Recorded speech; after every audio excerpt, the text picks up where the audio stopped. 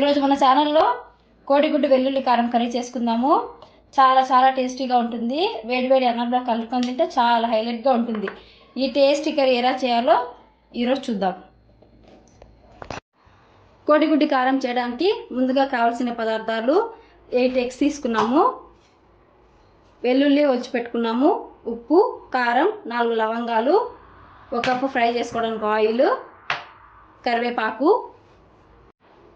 కొంచెం జీలకర్ర తీసుకున్నాము, అలాగే తాలింపు గింజలు.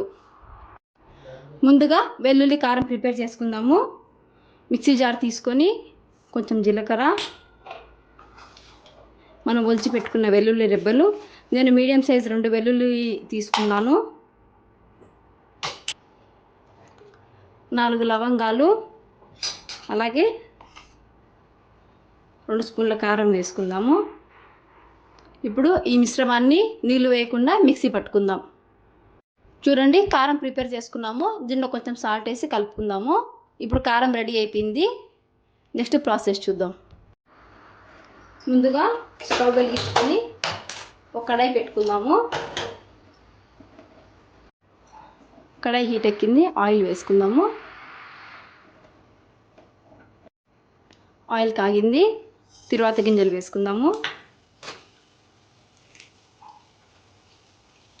అలాగే 2 ఎండుమిరపకాయలు, 2 రెమ్మల కరివేపాకు. ఇప్పుడు మనం తీసుకున్న ఎగ్స్ ఉన్నాయి కదా, ఎగ్స్ పగలగొట్టి వేసుకుందాము.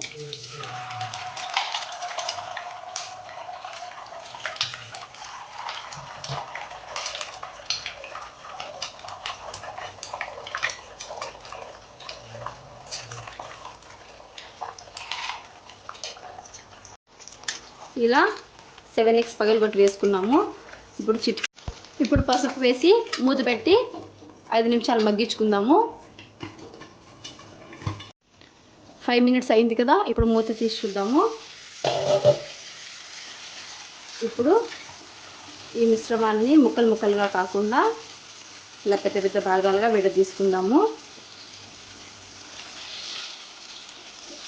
ఇలా ప్రతి పీస్ని ఇలా తిరిగి తిప్పుకోవాలి.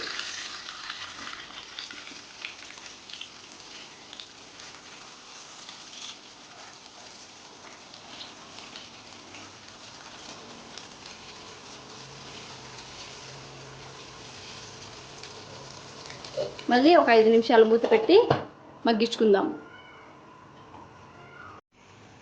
ఇప్పుడు చూడండి, మూత తీస్తే బాగా మగ్గింది కదా.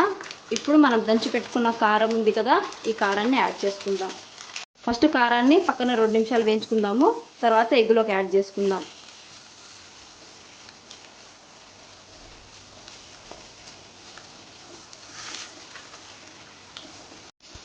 ఇప్పుడు కారం బాగా వేయించుకున్నాం కదా, ఇప్పుడు ఎగ్గులో కలుపుకుందాం.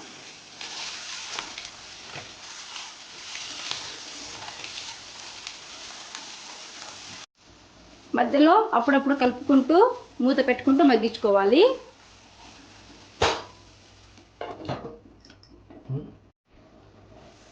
చూడండి, ఎగ్ బాగా వేగింది, ఆయిల్ సపరేట్ అవుతుంది. ఇప్పుడు 1/2 టీ స్పూన్ మిరియాల పొడి వేసుకొని ఫైనల్గా కొత్తిమీర వేసుకొని కలిపి దించేసుకుందాం.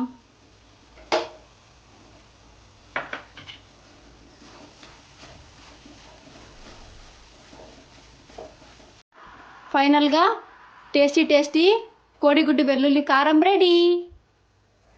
మీ ఇంట్లో కూడా ట్రై చేయండి ఫ్రెండ్స్. ఈ వీడియో నచ్చితే లైక్ చేయండి, షేర్ చేయండి, సబ్స్క్రైబ్ చేయండి.